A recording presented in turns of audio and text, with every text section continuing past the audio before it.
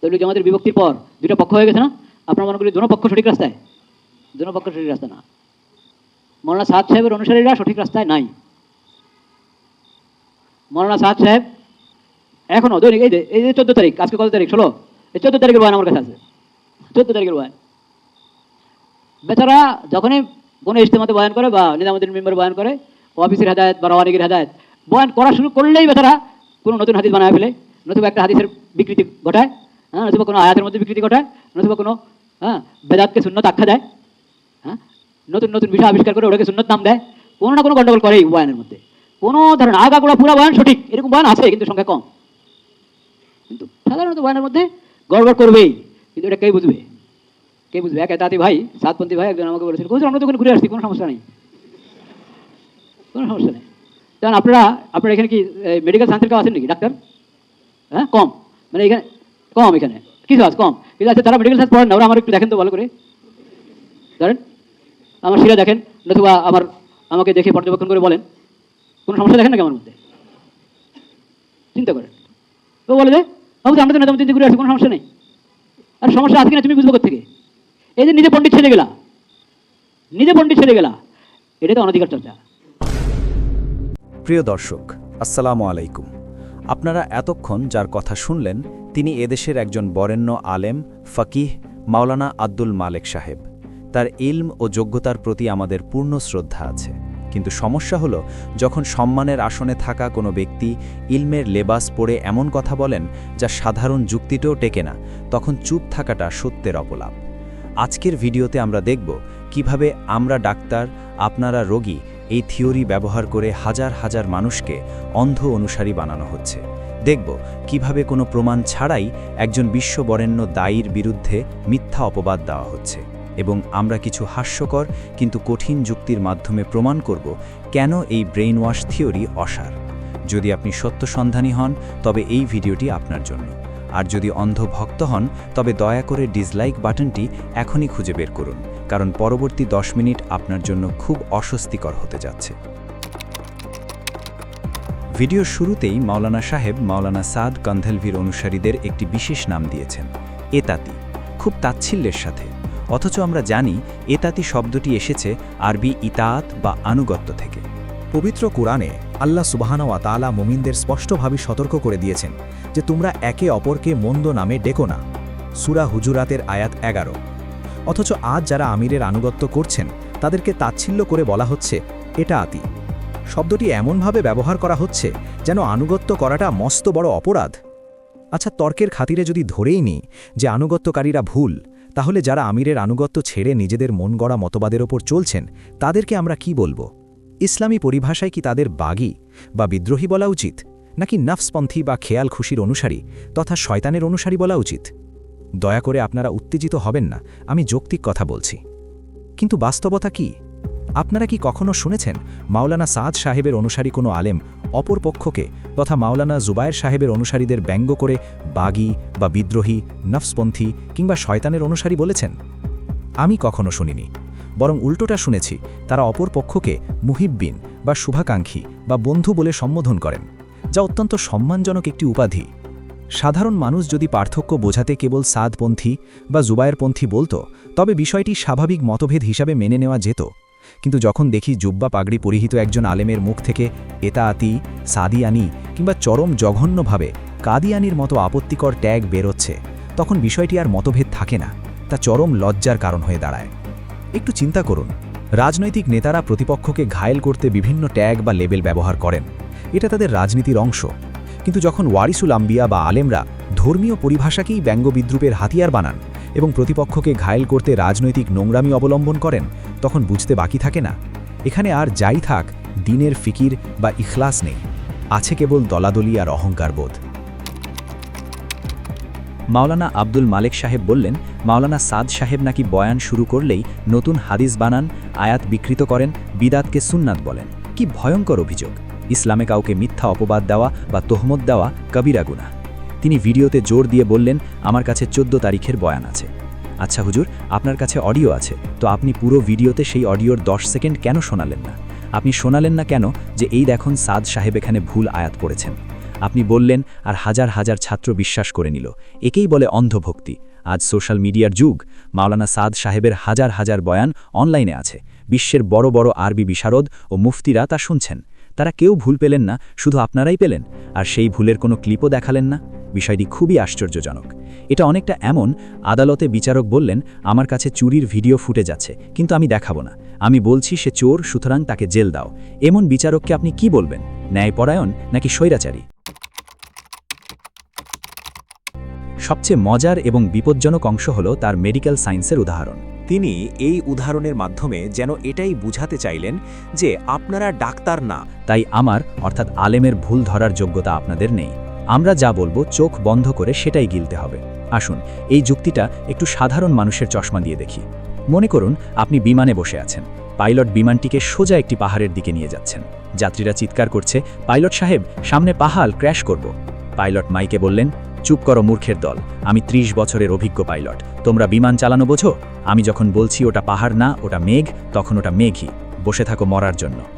আপনারা কি পাইলটের ডিগ্রির উপর ভরসা করে বসে থাকবেন, নাকি নিজেদের চোখের দেখা বিশ্বাস করবেন? চোখের সামনে বিপদ দেখলে সতর্ক করার জন্য পাইলট হওয়ার দরকার নেই, চোখ থাকাই যথেষ্ট। কিংবা ধরুন একজন বড় শাইখুল হাদিস বা ফাকিহ কেবলার দিকে ফিরে পেশাব করতে বসেছেন, আর একজন সাধারণ রিকশা চালক বললেন, হুজুর এটা তো পশ্চিম দিক, এদিকে ফিরে পেশাব করা ঠিক না। তখন হুজুর যদি বলেন, এই বেয়াদব, আমি বুখারি পড়াই, তুই রিকশা চালাস, তুই আমাকে মাসআলা শেখাস, কোনটা কেবলার দিক তুই আমার থেকে বেশি বুঝিস? আচ্ছা, আপনারা বলুন তো, এই রকম শাইখুল হাদিস বা ফাকিহ সাহেবরা ভুল করলে তা ধরিয়ে দেওয়ার অধিকার কি একজন সাধারণ মুসলমানের নেই? একবার খলিফা হজরত ওমর রাদিয়াল্লাহু আনহু লক্ষ্য করলেন যে সমাজে বিবাহের মহরানার পরিমাণ দিন দিন বৃদ্ধি পাচ্ছে। এর ফলে অনেক যুবক যুবতীর বিবাহ বিলম্বিত হচ্ছে বা কঠিন হয়ে পড়ছে। এই সমস্যা সমাধানের জন্য তিনি মহরানার একটি সর্বোচ্চ সীমা নির্ধারণ করে দেওয়ার সিদ্ধান্ত নিলেন। একদিন হজরত ওমর রাদিয়াল্লাহু আনহু মসজিদে নববীতে খুতবা দিচ্ছিলেন। খুতবার এক পর্যায়ে তিনি ঘোষণা করলেন, আজ থেকে কেউ যেন বিবাহের মহরানা 400 দিরহাম, মতান্তরে 400 আউন্স রৌপ্যের বেশি ধার্য না করে।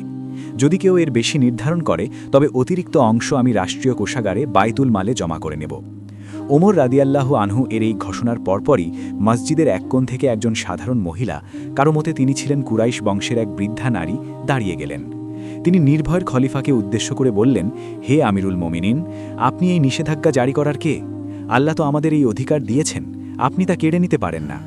হজরত ওমর রাদিয়াল্লাহু আনহু অবাক হয়ে কারণ জানতে চাইলে মহিলাটি পবিত্র কুরআনের সূরা আন-নিসার ২০ নম্বর আয়াতটি তিলাওয়াত করলেন। আর যদি তোমরা এক স্ত্রীর পরিবর্তে অন্য স্ত্রী গ্রহণ করতে চাও এবং তাদের একজনকে কিন্তার বা অঢেল সম্পদ মোহরানা হিসেবেও দিয়ে থাকো, তবুও তা থেকে কিছুই ফেরত নিও না। মহিলাটি যুক্তি দেখালেন, আল্লাহ যেখানে স্ত্রীদের কিন্তার বা অঢেল সম্পদ মোহরানা হিসেবে দেওয়ার অনুমতি দিয়েছেন, সেখানে আপনি বাধা দেওয়ার বা সীমা নির্ধারণ করার কে? অর্ধজাহানের শাসক হজরত ওমর রাদিয়াল্লাহু আনহু একজন সাধারণ মহিলার মুখে এই অকাট্য যুক্তি শুনে থমকে গেলেন। তিনি ক্ষমতার দাপট দেখাননি বা বলেননি যে তুমি মহিলা, তুমি বোঝো না।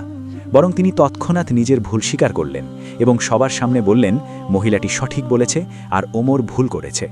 কোনো কোনো বর্ণনায় এসেছে সবাই ওমরের চেয়ে বেশি জ্ঞানী, এমনকি পর্দার আড়ালের নারীরাও। এরপর তিনি মিম্বরে দাঁড়িয়ে তার পূর্বের ঘোষণা প্রত্যাহার করে নেন এবং বলেন, আমি তোমাদের মোহরানা বাঁধার ব্যাপারে নিষেধ করেছিলাম, এখন থেকে যার যা ইচ্ছা অর্থাৎ সামর্থ্য অনুযায়ী মোহরানা নির্ধারণ করতে পারে। এই ঘটনাটি প্রমাণ করে যে সাহাবীদের যুগে একজন সাধারণ নাগরিকও রাষ্ট্রপ্রধানের ভুল ধরিয়ে দেওয়ার সাহস রাখতেন এবং শাসকরাও সত্য গ্রহণের ক্ষেত্রে কোনো অহংকার করতেন না। হজরত ওমর রাদিয়াল্লাহুর ভুল যদি একজন সাধারণ মহিলা ধরিয়ে দিতে পারেন আর ওমর রাদিয়াল্লাহু তা নিঃসংকোচে মেনে নিতে পারেন, তাহলে এমন ফাকিহ ও শাইখুল হাদিস ওলামায়ে কেরামগণের ভুল কেন সাধারণ মুসলমান ধরিয়ে দিতে পারবে না? গণিতের একজন প্রফেসর বোর্ডে লিখলেন 2 + 2 = 5। ছাত্র বলল, স্যার এটা 4 হবে। প্রফেসর বললেন, আমি পিএইচডি হোল্ডার, আমি বললে 5ই হবে। ডিগ্রি কখনো ভুলকে সত্য বানাতে পারে না। মাওলানা সাদ সাহেব যদি হকের ওপর থাকেন আর আপনারা যদি হিংসা করেন, তবে আপনাদের বড় হুজুর টাইটেল সেই হিংসাকে জায়েজ করে দেবে না। মাওলানা আব্দুল মালিক সাহেব তার বক্তব্যে বলেছেন যে এক এতাতি সাদপন্থী ভাই বলেছে যে হুজুর, আমরা তো নিজামুদ্দিন থেকে ঘুরে আসছি, কোনো সমস্যা নাই। তিনি তার এই চাক্ষুষ পর্যবেক্ষণকে তাচ্ছিল্যের সাথে উড়িয়ে দিয়ে বললেন, আরে সমস্যা আছে কি নাই তুমি বুঝবা কোত্থেকে, এই যে নিজে পণ্ডিত সেজে গেলা। তিনি তার বক্তব্যের মধ্যে বারবার বলেছেন মাওলানা সাদ সাহেব গোমরাহ, তিনি পথভ্রষ্ট, এবং তিনি এটিও দাবি করেছেন যে তিনি আন্দাজে কোনো কথা বলেন না, আপ টু ডেট মিডিয়ার মাধ্যমে শোনা অডিওর ভিত্তিতে কথা বলেন। দর্শক, চলুন আমরা ইসলামী দৃষ্টিকোণ থেকে একটু বিশ্লেষণ করি। ইসলামী ফিক বা বিচার ব্যবস্থায় একটি মূল নীতি হল কারো অনুপস্থিতিতে তার বিরুদ্ধে রায় দেওয়া অনুচিত, যতক্ষণ না তার আত্মপক্ষ সমর্থনের সুযোগ দেওয়া হয়। মিডিয়া বনাম সরাসরি যোগাযোগ। মাওলানা আব্দুল মালেক সাহেব নিজেই স্বীকার করেছেন যে তিনি 14 তারিখের বয়ান শুনেছেন, অডিও বা মিডিয়া। কিন্তু অডিও ক্লিপ অনেক সময় আউট অফ কনটেক্সট বা প্রসঙ্গের বাইরে হতে পারে। একজন ফকিহ হিসেবে তার দায়িত্ব ছিল মাওলানা সাদের সাথে সরাসরি যোগাযোগ করা, চিঠি দেওয়া অথবা প্রতিনিধি পাঠিয়ে ব্যাখ্যা চাওয়া। একজন ডাক্তার যেমন রোগীর শুধু এক্স-রে রিপোর্ট দেখেই বড় অপারেশন করেন না, রোগীকে সামনাসামনি দেখেন, তেমনি কাউকে গোমরাহ বা পথভ্রষ্ট ফতোয়া দেওয়ার আগে তার সাথে সরাসরি কথা বলাটাই ছিল ফকিহ সুলভ আচরণ। মিডিয়ার উপর ভিত্তি করে ফতোয়া দেওয়া এটা তো সাধারণ ইউটিউবারদের কাজ, একজন ফকিহের কাজ নয়।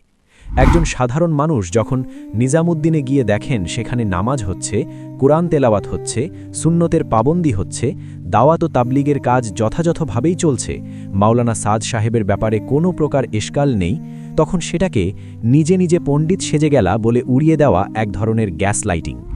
ইসলাম সহজ ও দৃশ্যমান। ইসলাম কোনো গোপন বা রহস্যময় ধর্ম, এসোটেরিক রিলিজিয়ান নয় যে এর হাকিকত শুধু গুটিকতক পণ্ডিত জানবেন। রাসূল সাল্লাল্লাহু আলাইহি ওয়াসাল্লাম বলেছেন, হালাল স্পষ্ট এবং হারামও স্পষ্ট। যদি নিজামুদ্দিনের মেহনতের ফলে লক্ষ লক্ষ মানুষ নামাজি হয়, দিনদার হয়, তবে সেই গাছটি বিষাক্ত হতে পারে না।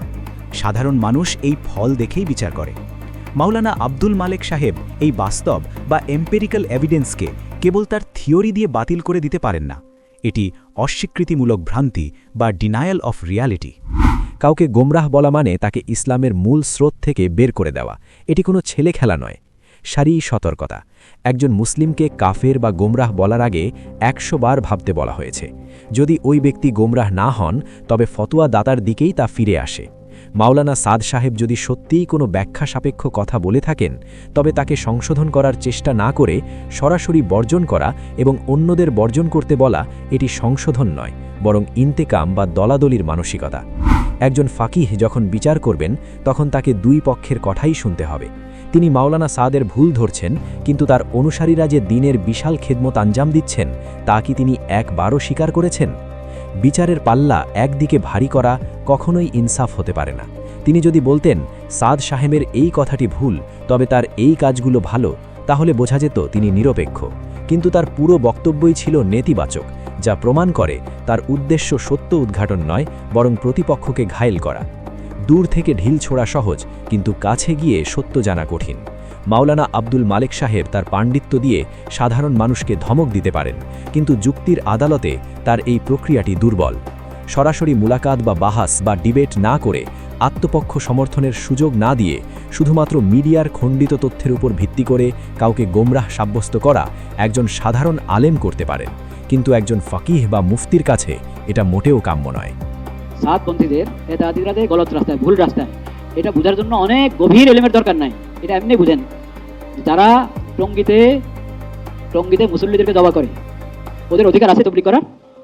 মাওলানা আব্দুল মালেক সাহেব টঙ্গীর অনাকাঙ্ক্ষিত সংঘর্ষের দোহাই দিয়ে প্রশ্ন তুলেছেন, যারা মুসল্লিদের জবাই করে তাদের তবলিগ করার অধিকার আছে কিনা।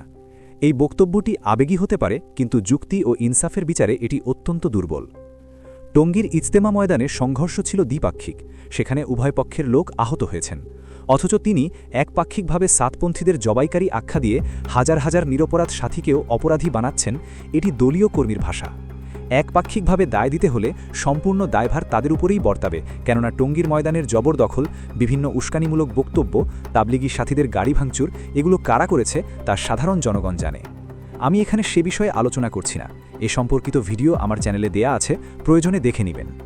তাছাড়া কিছু উশৃঙ্খল লোকের অপরাধের দায়ভার চাপিয়ে লাখ মানুষের তবলিগ করার অধিকার কেড়ে নেওয়া, এটি গিল্ট বাই অ্যাসোসিয়েশন বা ঢালাও দোষারোপ নামক লজিক্যাল ফ্যালাসি, যা কুরআনের সাথেও সাংঘর্ষিক। পবিত্র কুরআনে সূরা আনআমের 164 নং আয়াতে আল্লাহ সুবহানাহু ওয়া তাআলা ইরশাদ করেছেন, কারো বোঝা কেউ বহন করবে না। ইসলামে দাওয়াতের কাজ করার জন্য নিষ্পাপ হওয়ার শর্ত নয়, মহান আল্লাহ পাপিষ্ঠদেরও দিনের কাজের সুযোগ দেন যাতে তারা সংশোধিত হয়। যদি তর্কের খাতিরে ধরেও নি সাতপন্থীরা ভুল করেছে, তবুও কি কোনো মুসলিমের কালেমার দাওয়াত দেওয়ার অধিকার কেড়ে নেওয়া যায়?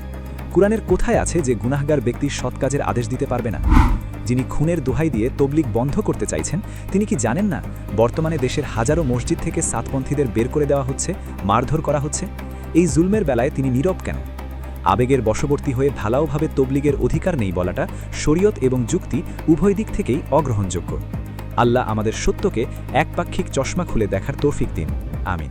ভিডিওটি দীর্ঘ হয়ে যাবে, তাই ভিডিওটি দুটি পর্বে করেছি। দ্বিতীয় পর্ব দেখার আমন্ত্রণ জানিয়ে এখানেই শেষ করছি। পরবর্তী আপডেট পেতে চ্যানেলটি সাবস্ক্রাইব করে নোটিফিকেশন অন করে রাখুন। কমেন্টে আপনার মূল্যবান মতামত জানান। আর হ্যাঁ, ভিডিওটি বন্ধুদের সাথে শেয়ার করে সত্য প্রচারে অংশ নিন। আসসালামু আলাইকুম।